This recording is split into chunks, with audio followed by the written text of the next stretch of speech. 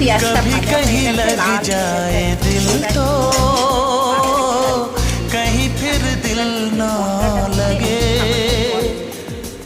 अपना दिल में जरा थम लो जादू का मैं, इसे नाम दो जादू कर रहा है, जादू कर रहा है असर, चुपके चुपके दो दिल मिल रहे हैं मगर चुपके चुपके। ভালো করে কষাতে হবে যতক্ষণ না গন্ধটা কাটে, কাঁচা গন্ধ। আর একটু জল দিয়ে দিলাম, দিয়ে ভালো করে মশলাটাকে কষাবো।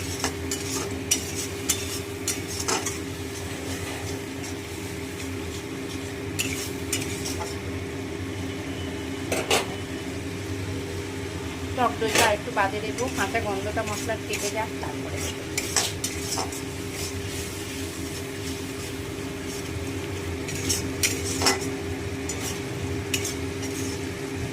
দেখো আমার কিন্তু মশলাটা প্রায় জলটা কিন্তু শুকিয়ে শুকিয়ে এসছে। আর একটু মশলাটাকে কষাতে হবে। অন্যরকমভাবে এই রান্নাটা করছি আজকে। মাছটা দারুণ সুন্দর কিন্তু হয় এইভাবে মাছটা রান্না করলে। দেখো আমার কিন্তু প্রায় তেল ছেড়ে দিচ্ছে, দেখো মাছের গা থেকে।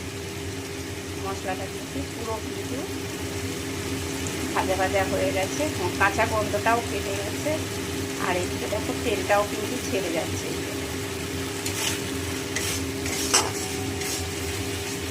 এখন দিয়ে দেবো এবার আমি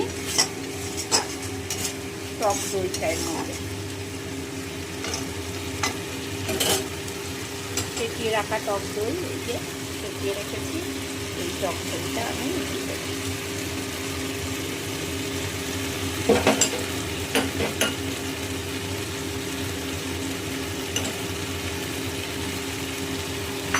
দেখো তেলটা কতটা ছেড়ে দিয়েছে।